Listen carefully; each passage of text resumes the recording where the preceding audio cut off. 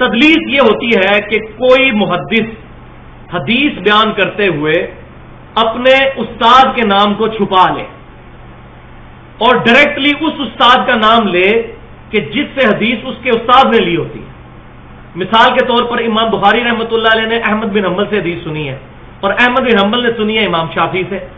اب اگر خدا نخواستہ امام بخاری رحمۃ اللہ علیہ احمد بن حنبل کو نکال کر کہیں کہ امام شافعی سے روایت ہے, تو امام شافعی رحمۃ اللہ علیہ سے ملاقات تو امام بخاری کی ثابت نہیں ہے, وہ تو 204 ہجری کے اندر ہی فوت ہو گئے تھے اور امام بخاری اس وقت ہارڈلی جو ہے وہ 7-8 سال کے تھے, 194 ہجری میں پیدا ہوئے. تو اب امام بخاری رحمۃ اللہ علیہ بیچ میں سے جو بندہ نکال دیں گے تو وہ ہم کہیں گے انہوں نے تدلیس کی, چھپا لیا بیچ والے راوی کو اور ڈائریکٹ امام شافعی کا نام لیا. بسم اللہ الرحمن الرحیم. السلام علیکم دوستو, آپ نے سنا اور دیکھا تدلیس کی تعریف کر رہا ہے. یہ وہ بندہ ہے جو بار بار کہتا ہے فلاں محدث مدلس سے ان سے روایت کرتا ہے, جی حدیث ضعیف ہے, یہ فتنہ ہے. اس کو خود پتہ نہیں کہ تدلیس کی تعریف کیا ہے. کس طرح تدلیس کی تعریف کر رہا ہے کہ امام بخاری رحمۃ اللہ علیہ جی روایت لیتے ہیں امام احمد بن حنبل سے, امام احمد بن حنبل روایت لیتے ہیں امام شافعی سے. اگر امام احمد بن حنبل کا نام چھوڑ کر امام بخاری کہے کہ میں نے امام شافعی سے سنا تو یہ تدلیس ہو جائے گی, حالانکہ یہ بات غلط ہے. تدلیس یہ ہوتی ہے کہ استاد کا نام چھوڑ کے دادا استاد کا نام لے جس سے یہ ملاقات ہوئی ہے. امام بخاری کی تو امام شافعی سے ملاقات ہی نہیں ہے, یہ تدلیس ہی نہیں ہے, یہ حدیث کی اور قسم بنتی ہے. تدلیس یہ ہوتی ہے کہ ایک محدث اپنے استاد کا نام چھوڑ کے دادا استاد کا نام لے جسے وہ ملاقات بھی ہے اس کا ہم زمانہ ہے اور بہت سارے احادیث اس سے لے چکا ہے, لیکن یہ جو حدیث ہے جس میں وہ ان سے روایت کرتا ہے یہ اپنے استاد سے لیے, دادا سے نہیں لی. تو اس لیے اس کو محدث کو مدلس کہتے ہیں کہ یہ اپنے استاد کا نام چھپا کے دادا کا نام لے رہا ہے, ان سے روایت کرتا ہے, تو اس کو کہتے ہیں تدلیس. اور یہ کیا کہہ رہا ہے کہ امام بخاری امام احمد بن حنبل سے اور امام احمد بن حنبل امام شافعی سے امام احمد بن حنبل کا نام نکال دے تو یہ تدلیس ہو جائے گی. یہ تدلیس نہیں ہوگی, یہ حدیث کی دوسری قسم ہوگی. تدلیس یہ ہوتی ہے کہ اپنے استاد کا نام چھوڑ کے دادا استاد کا نام لے اور جس سے اس کی ملاقات بھی ہے, حدیثیں لے بھی چکا ہے, لیکن یہ حدیث اس سے نہیں لی بلکہ اس نے استاد سے لی ہے اور ان سے روایت کر کے اپنے دادا کا نام لے رہا ہے, تو اس کو کہتے ہیں تدلیس. اب آگے دیکھیں کہ تدلیس کے بارے میں کس طرح کی یہ بات کر رہا ہے. ہم آپ کو بتاتے ہیں آپ نبی علیہ السلام کے گستاخ ہیں جو نبی علیہ السلام سے آپ مانگ رہے ہیں, حالانکہ ہمارے نبی علیہ السلام ہمیں یہ تعلیم دے کے گئے ہیں کہ ہر مشکل اور پریشانی میں اللہ سے مانگنا ہے. آپ نبی علیہ السلام سے مانگ کر رسول اللہ کے بہت بڑے گستاخ بن رہے ہیں کیونکہ آپ کی تعلیمات کے خلاف ہے. آپ نے کہیں تعلیم فرمایا کہ میری قبر مبارک پہ آ کے مجھ سے مانگ لینا, یہ لا کے جعلی روایتیں مصنف ابن ابی شیبہ سے, ایک بدو آ گیا, عرابی آ گیا, اس میں عامش مدلس ان سے روایت کر رہا ہے. وہ جعلی روایتیں ایک دور کی کتابوں سے پیش کر رہے ہیں. استغفر اللہ ربی من کل ذنب و اتوب الیہ. اس طرح فراڈیا مکار دوستو آپ نے نہیں دیکھا ہوگا کہ جعلی روایتیں پیش کرتے ہیں, دور کی کتاب سے جی مصنف ابن ابی شیبہ سے پیش کرتے ہیں, اس میں عامش مدلس سے ان سے روایت کرتا ہے, جعلی روایت, نعوذ باللہ من ذالک. وہ ایک بہت بڑے امام ہیں, امام عامش رحمۃ اللہ علیہ 147 ہجری میں وہ فوت ہوئے ہیں. امام بخاری کے استادوں میں سے ہیں, یعنی دادا استاد امام بخاری کے امام عامش رحمۃ اللہ علیہ, اور بخاری مسلم میں 250 کے قریب احادیث امام عامش سے. تو یہ کہتا ہے دور کی کتاب ہے, تو یعنی کہ اتنی حدیثیں ہیں. سیاہ ستہ کو آپ دیکھیں, کثیر تعداد میں احادیث محدثین امام عامش سے لی ہیں, دور کی کتاب. اور جعلی روایت نعوذ باللہ, اس لیے کہ اس میں عامش مدلس سے ان سے روایت کرتا ہے, اس لیے جعلی حدیث ہے, نعوذ باللہ جعلی روایت ہے. اب میں آپ کو دکھاتا ہوں کہ یہ اس اپنے ریسرچ پیپر میں اس نے جو حدیثیں لی ان میں سے امام عامش ہے ان سے روایت کرتا ہے, اس وقت یہ جعلی روایت نہیں ہوتی. وہ سنیں, پھر میں آپ کو تحقیق سے بتاتا ہوں کہ تدلیس کیا ہوتی ہے, تدلیس کے مراتب کیا ہیں. اور اس بندے کو کچھ پتہ نہیں ہے اور تبلیغ کرنے بیٹھا ہے اور لوگوں کو گمراہ کر رہا ہے. چالی بھائی, آپ نے اکثر کافی دفعہ آپ 5B جو اپنا ریسرچ پیپر ہے وہ اکثر دکھا رہے ہوتے ہیں, اعتراض یہ بھی آتا ہے اس میں ضعیف روایتیں ڈالی ہوئی ہیں آپ نے. ضعیف روایتیں, ہم یہ کہتے ہیں کہ اس 5B ریسرچ پیپر میں کوئی ایک روایت ایسی دکھائیں جس کو دور حاضر میں کسی محدث نے صحیح نہ کہا ہو کہ میں نے علم کو ایک جگہ یکجا کیا. کئی حدیثیں شیخ البانی کے نزدیک اور امام ترمذی کے نزدیک صحیح ہیں, مثلا وہ جو روایت ہے کہ وہ عبید اللہ ابن زیاد کے نتنوں میں سانپ گھس گیا، اس کو امام ترمذی نے لکھا ہے کہ یہ حدیث صحیح ہے، امام ترمذی نے، اور شیخ البانی نے بھی۔ شیخ زبیر صاحب کہتے ہیں یہ تدلیس کی وجہ سے ضعیف ہے۔ تو چونکہ جو البانی صاحب اور امام ترمذی کی تحقیق کے اوپر لائے کرتے ہیں، ہم ان سے تو یہ نالج نہیں کھینچنا چاہتے۔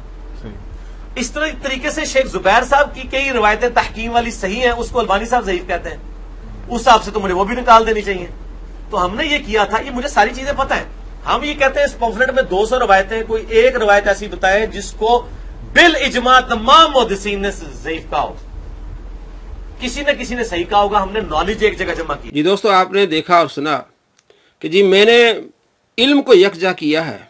اس میں اعمش مدلس ان سے روایت کرتا ہے، شیخ زبیر زئی نے اس کو ضعیف کہا ہے اور البانی نے اس کو صحیح کہا ہے، تو ہم نے علم کو یکجا کیا ہے۔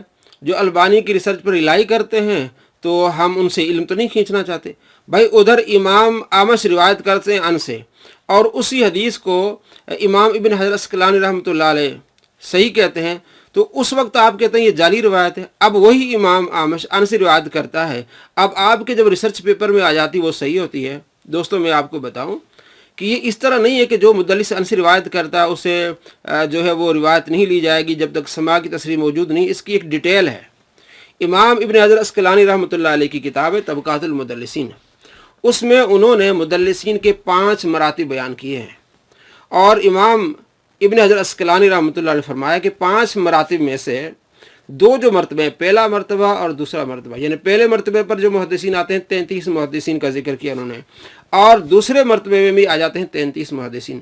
یہ 66 محدثین ان سے روایت کریں، اگر سماع کی تصریح موجود نہ بھی ہو وہ حدیث صحیح ہوتی ہے۔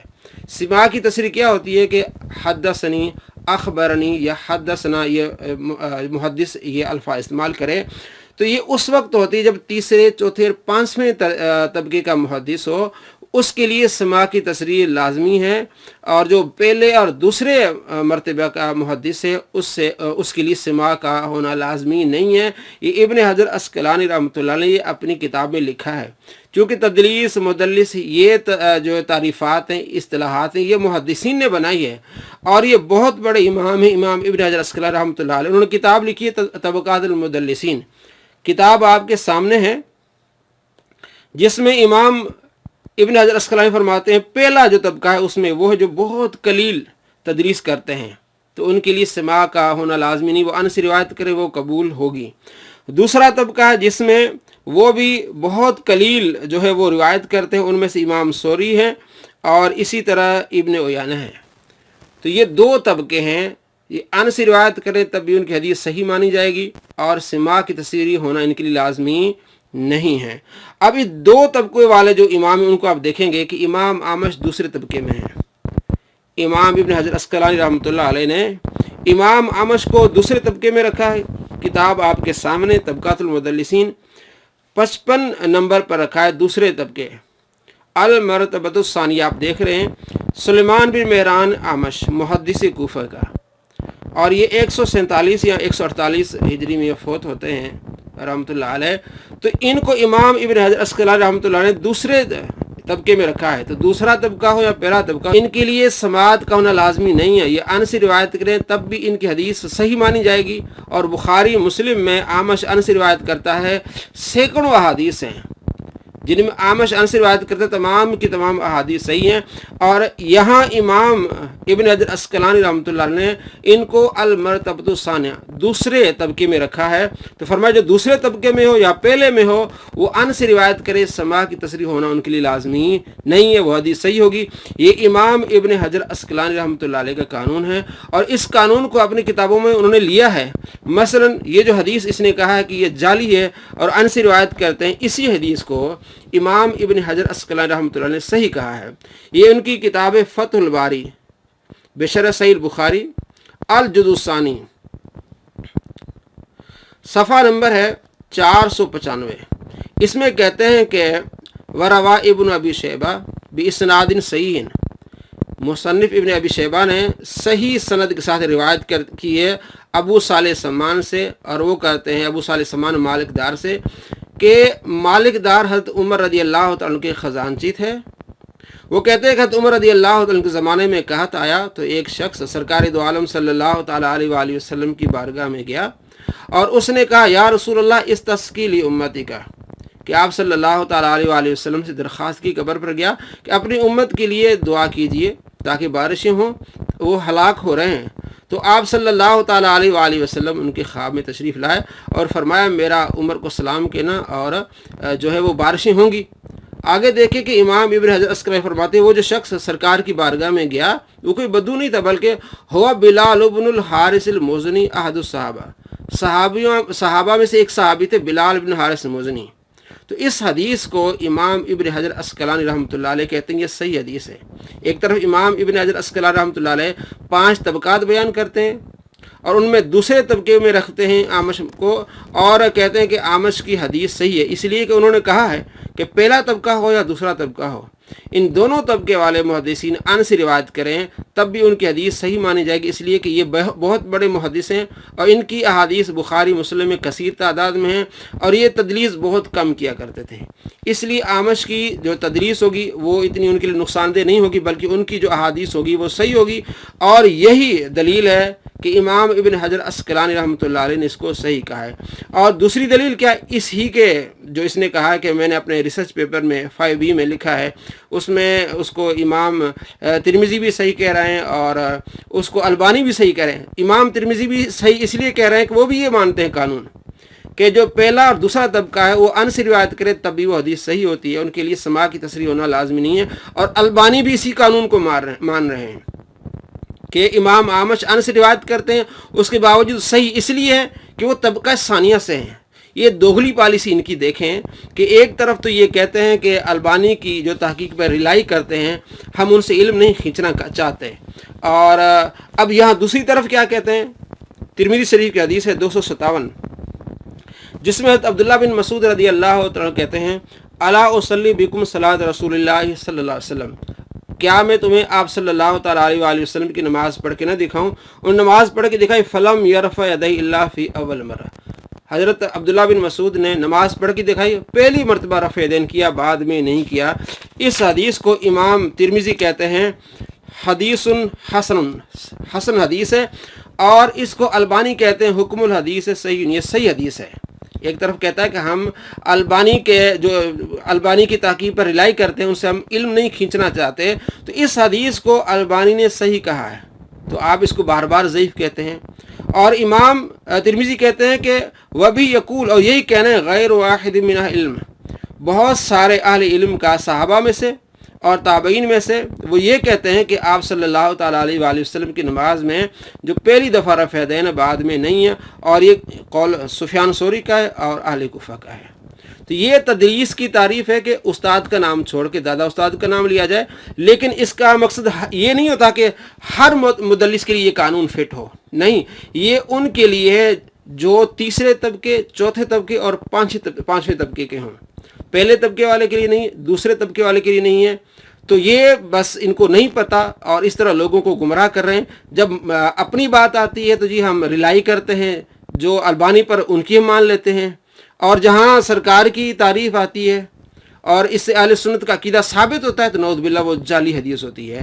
اب آگے دیکھیں وہ کیا کہتا ہے، اور یہاں ایک اور بات میں آپ کو بتاؤں، یہاں ایک اور ڈنڈی مارتے ہیں، یہ ترمذی شریف میں حدیث ہے 257 میں کہ آپ صلی اللہ تعالیٰ علیہ وآلہ وسلم کے صحابی جو حضرت عبداللہ بن مسعود کہتے ہیں آؤ میں تمہیں نماز کا طریقہ بتاؤں، تو آپ نے رفع یدین نہیں کیا۔ یہاں یہ بات کہتے ہیں جی ہاں جو ہے وہ سفیان ثوری مدلس سے ان سے روایت کرتا ہے جی، اس لیے یہ حدیث ضعیف ہے، حالانکہ یہ بھی قانون ہے، جیسے میں نے آپ کو بتایا ابن حجر عسقلانی رحمۃ اللہ علیہ نے قانون واضح لکھا ہے کہ پہلے طبقے والے محدث ہوں یا دوسرے طبقے والے، وہ ان سے روایت کریں، ان کے لیے سماعت کی تصریح ہونا لازمی نہیں، ان کی حدیث صحیح ہوگی۔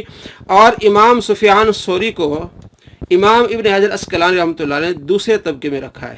دیکھیں کتاب آپ کے سامنے 51 نمبر پر امام سفیان ثوری کو رکھا ہے المرتبۃ الثانیہ، سفیان بن سعید الثوری، امام مشہور فقیہ عابد حافظ کبیر ہیں، اور لکھتے ہیں وقال بخاری، امام بخاری کہتے ہیں ما قل تدلیس، بہت کم تدلیس کیا کرتے تھے सुफियान सौरी रहमतुल्लाह अलैह बहुत कम तदलीस किया करते थे, और यही बात मुकदमे में इमाम इब्न हजर अस्कलानी मिसाल देकर कही कि ये बहुत कम तदलीस किया करते थे और बहुत बड़े इमाम थे। तो जलालत इमामत की वजह से और बहुत कम तदलीस की वजह से इनको दूसरे तबके में रखा है, और इनके लिए कहा कि ये अन से रिवायत करे तब इनकी हदीस सही होगी, समात की तसरीह होना इनके लिए लाजिम नहीं है। तो यहाँ जो एतराज़ करते हैं कि 257 नंबर हदीस तिरमिज़ी में कि इसमें जी सुफियान सौरी मुदल्लिस अन से रिवायत करता है इसलिए हदीस ज़ईफ़ है, कतन ये हदीस ज़ईफ़ नहीं है, हदीस सही है। और इमाम तिरमिज़ी ने भी इसको कहा है हसन है, और अलबानी सही कहा है, इसलिए कि कानून मानते हैं ये मुहद्दिसीन इस कानून को मानते हैं। और ये अपनी तरफ से किस तरह की बातें करता है, आगे देखें मजीद इसकी वजाहत। तो सैयदना उस्मान के दौर में ये तबरानी के अंदर मौजूद है, एक नाबीना शख्स आया तो सैयदना उस्मान ने उसको यही दुआ तालीम फरमाई और फिर उसकी भी बिनाई वापस आ गई। लेकिन ये वाला जो पोर्शन है ये सही सनद के साथ साबित नहीं। उसकी वजह यह है कि इस हदीस में एक रावी है अब्दुल्ला बिन वहब, जो रावी तो सिका है लेकिन वो मुदल्लिस हैं और अन से रवायत कर रहे हैं। और ये पेट रूल है मुहद्दिसीन का कि मुदल्लिस की अन वाली रवायत ज़ईफ होती है जब तक समा की तसरीह मौजूद ना हो। लिहाजा ये अगला पोर्शन जिसको सहारा बनाकर आप सल्लल्लाहु अलैहि वसल्लम की वफात के बाद भी इस तरह की दुआओं को इस्तेमाल किया जा रहा है, वो गलती पर मबनी है। दोस्तों आपने देखा यहाँ भी यही बात की कि अब्दुल्ला बिन वहाब भी मुदल्लिस से अन से रिवायत करता है, इसलिए गलती पर मबनी है कि ये जो तबरानी की हदीस है ये साबित करते हैं कि आप सल्लल्लाहु ताला अलैहि वसल्लम की वफ़ात के बाद भी आप सल्लल्लाहु ताला अलैहि वसल्लम का वसीला लिया जा सकता है। गलती पर मबनी इसलिए कि इसमें अब्दुल्ला बिन वहाब जो है मुदल्लिस से अन से रिवायत करता है, समा की तसरीह मौजूद नहीं है। यहाँ भी वही कानून है। इब्न हजर अस्कलानी रहमतुल्लाह ने लिखा है कि पहले तबके और दूसरे तबके के लिए अन से होना कोई उनके लिए नुकसानदेह नहीं है, उनके लिए समा की तसरीह होना लाजमी नहीं है। और ये अब्दुल्ला बिन वहब जो हैं ये पहले तबके के मुहद्दिस हैं। इमाम इब्न हजर अस्कलानी ने इनको पहले तबके में रखा है, और ये किताब आपके सामने है तबकातुल मुहद्दिसीन। अब्दुल्ला बिन वहब 17 नंबर पर अल मरतबतुल ऊला पहले तबके के ये मुहद्दिस हैं, और इनका नंबर इन्होंने रखा है अब्दुल्ला बिन वहाब का 17 नंबर। अल फ़कीह अल मशहूर, मशहूर ये फ़कीह हैं और ये मुहद्दिस हैं और पहले तबके के हैं। तो यही इब्न हजर अस्कलानी रहमतुल्लाह ने कानून बांधा है कि पहला तबका हो मुहद्दिसीन के या दूसरा तबका हो, और उनके नाम उन्होंने लिखे हैं। 33 नाम पहले तबके हैं और 33 नाम दूसरे तबके के हैं। तो ये अब्दुल्ला बिन वहाब पहले तबके के हैं, ये अन से रिवायत करें तब इनकी हदीस सही मानी जाएगी, और इसलिए कि ये बहुत कम तदरीस किया करते थे, बहुत बड़े इमाम थे। तो समात की तसरीह उनके लिए जो तीसरे तबके वाले हों, चौथे वाले हों या पाँचवें वाले हों। तो यहाँ बात आपको वाज़ेह हो गई कि कितना ये फ़िराड करते हैं। पूरी इनके पास इल्म नहीं है इनके पास, और ये इनकी फील्ड नहीं है, आवाम को गुमराह करते हैं। और दूसरी बात ये कि ये अब्दुल्ला बिन वहब जो है इस हदीस में 8311 तबरानी में अन से रिवायत करते हैं, लेकिन दूसरी सनद है जिसमें ये अखबरनी यानी समात की तसरीह मौजूद है, वो अखबरनी के अल्फाज इस्तेमाल करते हैं, इसको कहते हैं समात की तसरीह होना। अब ये हदीस है हमारे पास मौजूद मारफतुस सहाबा li अबी नुऐम, इसमें 4928 नंबर हदीस है, जिसमें ये वाज़ेह है कि अब्दुल्ला बिन वहब जो है वो अखबरनी के अल्फाज इस्तेमाल कर रहे हैं। हदीस आपके ये सामने है 4928। हदसना अबू अमरिन हदसना हसन हदसना अहमद बिन ईसा हदसना बिन वहबिन हदसना वहब अखबरनी अबू सईद, हमें खबर दी है अबू सईद ने। अब यहाँ वाज़ेह होता है कि अब्दुल्ला बिन वहब जो है वो कहते हैं अखबारनी, इसको कहते हैं समात की तसरीह का मौजूद होना, कहते हैं अखबारनी हमें खबर दी है अबू सईद ने। तो ये वाज़े बात हो गई कि समात की तसरीह भी मौजूद है।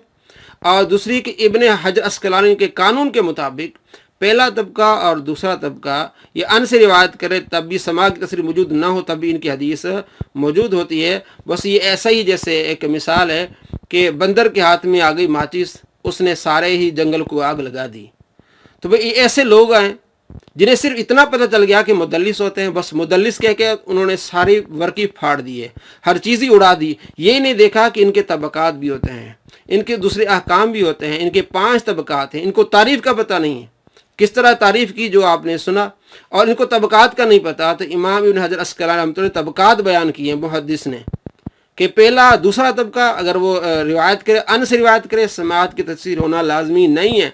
तीसरा, चौथा, पांचवें के लिए लाजमी है। दोस्तों आपको मालूम हुआ तदलीस की तारीफ भी और तबकातुल मुदल्लिसीन का भी इल्म हुआ, तो आइंदा इंशाल्लाह आपको कोई गुमराह नहीं करेगा इस बारे में कि जी ये फ़लाँ मुहद्दिस से मुदल्लिस से अन से रिवायत कर रहा है, समा की तसरीह मौजूद नहीं। तो मैंने आपको बताया कि अब्दुल्ला बिन वहब जो तबरानी की हदीस में, उसमें वो पहले तबके के मुदल्लिस हैं, सुफियान सौरी दूसरे तबके के मुदल्लिस हैं, इमाम आमश ये दूसरे तबके के मुदल्लिस हैं। तो पहले और दूसरे के लिए अन से रिवायत करें तभी उनकी हदीस सही होगी, इसलिए कि बहुत बड़ी इमाम है और ये बहुत कलील तदलीस किया करते थे, इसलिए इनकी तदलीस मानी गई है।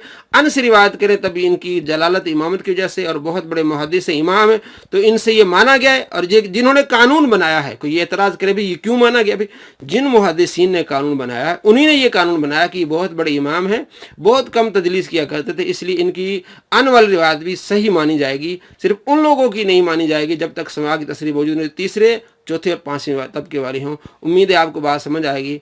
अस्सलामु अलैकुम रहमतुल्लाहि व बरकातुहू।